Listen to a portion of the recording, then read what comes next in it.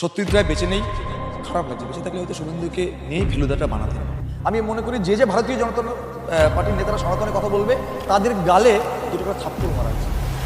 বিজেপির মুখে সনাতনী সোনা, আমি ব্রাহ্মণের সন্তান হয়ে বলছি, বিজেপির মুখে সনাতনী সোনা আর নরকে যাওয়া এক। এরা হচ্ছে সনাতনের ব্যবসাদার। মহিলাদের উন্নয়ন করতে গেলে চাকরি দিতে হবে, মহিলাদের উন্নয়ন করতে গেলে তাদের কর্মসংস্থান মুখী করতে হবে। নারদায় টাকা নিতে গিয়ে নামার পর বলেছেন নাকি উনি সিঙ্গারা খাচ্ছিলেন। আমি জানি না ওনার পেটটা ঠিক কী দিয়ে তৈরি যে এত সিঙ্গারা খাওয়ার পর উনি সুস্থ সবল অবস্থায় পেট খারাপ না হয় বেঁচে আছে। দেখুন, যাদের মানসিকতা যে সংখ্যালঘুদের ক্রিমিনাল বলবেন, আমাদের তাদের মানসিকতা নিয়ে সন্দেহ আছে। তাদের মানসিকতা ক্রিমিনালিজমের নয় তো, তাদের মানসিকতার ক্রিমিনালদের নয় তো। ভারতবর্ষের নাগরিককে যারা ক্রিমিনাল বলছে, যে সংখ্যালঘু সবাই কি ক্রিমিনাল? সবার বিরুদ্ধে কি মামলা আছে?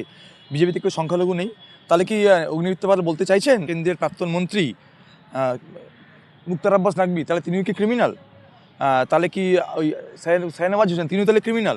আমি যেটা বলবো যে আগে অগ্নিমিত্রা পাল এটা ক্লিয়ার করুন যে যদি শাহনওয়াজ হোসেন ক্রিমিনাল না হন, যদি মুক্তার আব্বাস নাকভি ক্রিমিনাল না হন, তাহলে ভারতবর্ষের কোনো মুসলিম বা পশ্চিমবঙ্গের কোনো মুসলিম ক্রিমিনাল নন। এগুলো হচ্ছে সামনে তো ভোট, উনি এবার জিততে পারবেন না। তো এইসব বললে বাজার গরম করে। মাছের বাজার দেখবেন বাজার করতে গিয়ে ঝগড়া হবে না কাজের মাসিরা, উনি কাজের মাসি ওনার একটা কথা বলছেন। আমি মুখ্যমন্ত্রীকে অনুরোধ করবো আমাদের যিনি গোয়েন্দা প্রধান তাকে সরিয়ে দিয়ে ওনাকে গোয়েন্দা প্রদান করতে। একটা তথ্য আপনাদের দিচ্ছি, এটা হচ্ছে UNHCR, তাই UN রিফিউজি এজেন্সি। তারা বলছে 2025 পর্যন্ত, 2028 আগস্ট 2025 পশ্চিমবঙ্গে ভারতবর্ষে 23,800 মাত্র রোহিঙ্গা আছে। কী করে রোহিঙ্গা খুঁজে দেবেন? বলছেন না কত লাখ লাখ কোটি কোটি রোহিঙ্গা আছে। দেখুন, সত্যজিৎ রায় বেঁচে নেই, খারাপ লাগছে। বেঁচে থাকলে হয়তো শুভেন্দুকে নিয়েই ফেলুদাটা বানাতেন, নতুন ফেলুদা। মানে এমনি তো ফেল করবেন, এবার নন্দীগ্রাম উনি ফেল করবেন, তো এবারে ফেলুদা হবেন। ওই ফেল করে এবার উনি গোয়েন্দা ফেলুদা হবেন। শুভেন্দুকে কথার গুরুত্ব দেন আপনারা? উনি তো বলেছিলেন না সিঙ্গুরে আন্দোলন করে ভুল করেছি। আমি বলেছিলাম ক্ষমতা থাকলে চ্যালেঞ্জ করেছিলাম, ধর্মতলার বুকে কান ধরে উদ্বোস করে বলুন ভুল করেছিলেন, করতে পারেননি।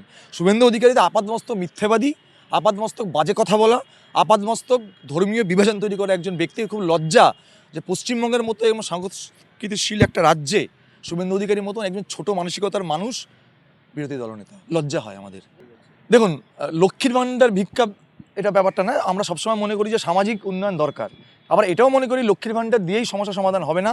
মহিলাদের উন্নয়ন করতে গেলে চাকরি দিতে হবে, মহিলাদের উন্নয়ন করতে গেলে তাদের কর্মসংস্থান মুখী করতে হবে।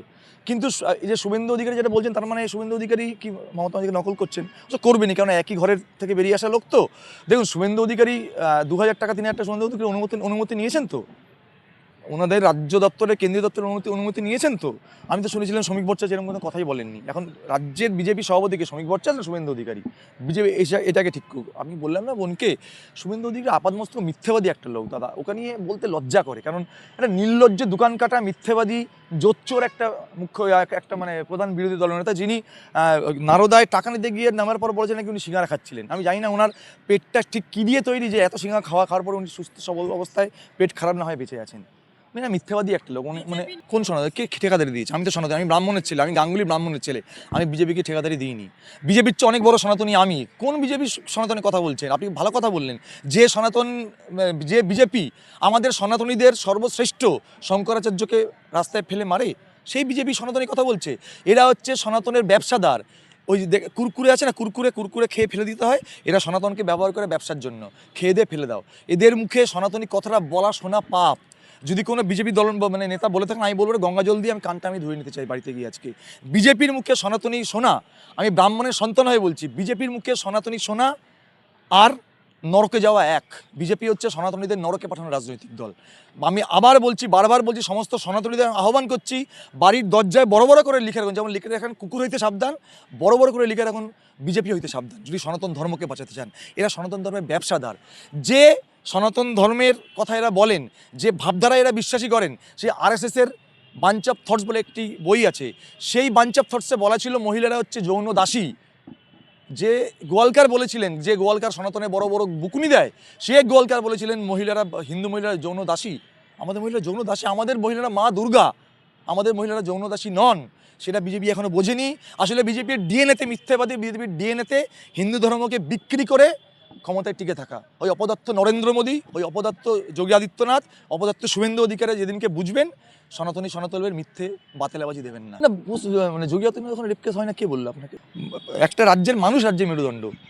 অবশ্যই অপরাধ, সে অপরাধ। দেখুন আমি আবার বলছি, মমতা বন্দ্যোপাধ্যায়ের সঙ্গে যোগী আদিত্যনাথের একটা পার্থক্য আছে, একবারই বলছি না আমি, কারণ এটা তো ভাই বোন, নরেন্দ্র মোদী আর মমতা বন্দ্যোপাধ্যায় ভাই বোন, সেটা নিয়ে কোনো রকম ডিফারেন্স নেই। কিন্তু তাই বলে যে যোগী আদিত্যনাথের এই ধর্মীয় মেরুকরণ করছেন বলে মমতা বন্দ্যোপাধ্যায় খারাপ ভালো, এই প্রশ্নে আমি যাচ্ছি না। আমি আবার বললাম, মেরুকরণের রাজনীতিতে মমতা বন্দ্যোপাধ্যায় যোগী আদিত্যনাথের কোনো পার্থক্য নেই। আমি শুধু বলতে চাইছি, ভারতীয় জনতা পার্টি সনাতনের কথা হয়তো মুখে না বলেন, আমি মনে করি যে ভারতীয় জনতা পার্টির নেতারা সনাতনের কথা বলবে তাদের গালে দুটো করে থাপ্পড় মারা উচিত। ওর কেন বিজেপি সুবিধা করে দেবে? দেখুন একটা কথা বলি, ভারতীয় জাতীয় কংগ্রেস যেদিন থেকে জন্ম হয়েছে সেদিন থেকে আরএসএস এবং তাদের অবৈধ সন্তান বৈধ সন্তান, ওই বিশ্ব হিন্দু পরিষদ, বিএইচপি, বিজেপি, এসব বৈধ অবৈধ সন্তান, এদের বিরুদ্ধে লড়াই করে গেছে। সুতরাং বিজেপিকে এক অংশও যদি সুবিধা করে দেবে এরকম কোনো কাজ ভারতীয় জনতা পার্টি করবে না। অন্যান্য রাজনৈতিক দল বিজেপির পাঠানো গুপ্ত সৈনিকদেরকে, গুপ্ত শত্রুদেরকে দলে লালন পালন করে, ভারতীয় জনতা পার্টি বিজেপির পাঠানো গুপ্ত সৈনিকদেরকে, গুপ্ত শত্রুদেরকে দল থেকে বার করে দেয়। এটা একটা, যারা ভাবছেন এরকম করছেন তাদের বলবো জ্যামিতি করা ছেড়ে দিন, অঙ্ক করা ছেড়ে দিন, আর হচ্ছে অ্যারিথমেটিক ভুলে যান। ভারতীয় জনতা পার্টির বিরুদ্ধে যদি গোটা ভারতবর্ষে লড়াই করে জাতীয় কংগ্রেস করে, তৃণমূল কংগ্রেস ভারতীয় জনতা পার্টিকে সাহায্যের হাত বাড়িয়ে দিয়েছিলেন। ভারতীয় জনতা পার্টিকে তৃণমূল কংগ্রেস মালা দিয়ে বরণ করেছিলেন। তৃণমূল কংগ্রেস ভারতীয় জনতা পার্টি সরকারের মন্ত্রী ছিলেন। সুতরাং ভারতীয় জনতা পার্টিকে যদি কেউ সুবিধা করে দিয়ে থাকে, ত্রিপুরায় যারা সুবিধা করেছে ভারতীয় জনতা পার্টিকে, সেই দলটির নাম তৃণমূল কংগ্রেস। গোয়াতে যারা ভারতীয় জনতা পার্টিকে সুবিধা করেছে সেই দলটির নাম তৃণমূল কংগ্রেস। মেঘালয়তে যারা ভারতীয় জনতা পার্টিকে সুবিধা করেছেন সেই দলটির নাম তৃণমূল কংগ্রেস। সুতরাং বিজেপির বিরুদ্ধে যদি কেউ লড়ে থাকে এবং আজীবন যদি কেউ লড়ে থাকে সেই দলটির নাম কংগ্রেস।